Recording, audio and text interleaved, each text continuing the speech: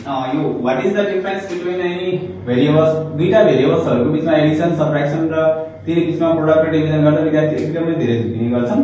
जहिले पनि विद्यार्थीहरुले चाहिँ के गर्ने गर्छन् भने x + x गर्दा पहिले x² लेख्ने चलन गर्छन्, पहिले चाहिँ x * x गर्दा 2x लेख्ने गरे हुन्छन्। यो एकदमै धेरै इदर देखिन्छ हामीले कपी चेक गर्दा पढाइ गर्दाखेरि पनि विद्यार्थीको वर्गमा। आज त्यसको लागि हामीले केही कुरा क्लियर गर्न सकिन्छ कि भनेर मैले केही गराउँदै छु। यो एउटै बेस भएका भेरिएबलहरु लाइक टर्म र डिसलाइक टर्मको कुराहरु अर्को भिडियोमा गरौँ न। यदि हेर्दा उस्तै देखिने x x छ y y छ भने पछाडी अर्को भेरिएबल हुनु भएन।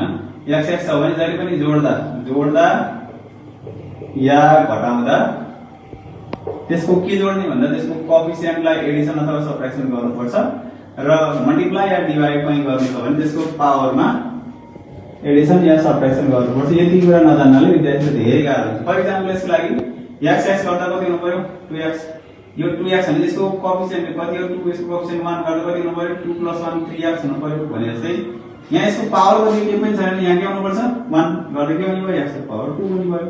यो x y z त डिफरेन्ट बेस भएको हुनाले एउटै बेस भएका पावर मात्रै जोडिन्छन्, त्यही गर्दा यो x² y भयो। या अब यसरी पनि गर्न सकिन्छ। Thank you.